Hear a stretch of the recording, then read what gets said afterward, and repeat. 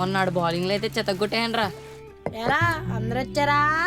చిన్నప్పుడే బాగుండేది కదా, ఓ బరువు ఉండేది కాదు, బాధ్యత ఉండేది కాదు.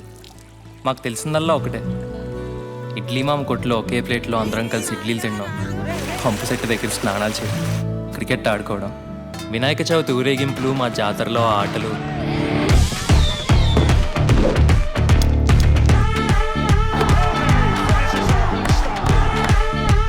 బజ్జీలు బజ్జీలు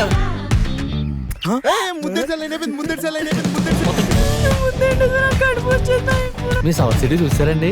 అలా ఎలా నెత్తావు? ఒక అమ్మాయిని ఎవరైనా అడుగుతారా? ఈ రోజు నుండి నువ్వు నా చెల్లివి. ఫ్లేమ్స్ చెప్పింది కదా.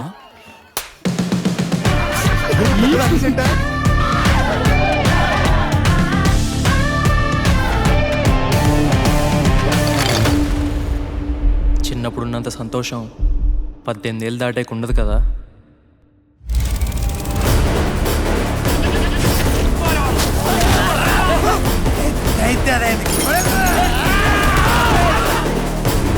మట్టి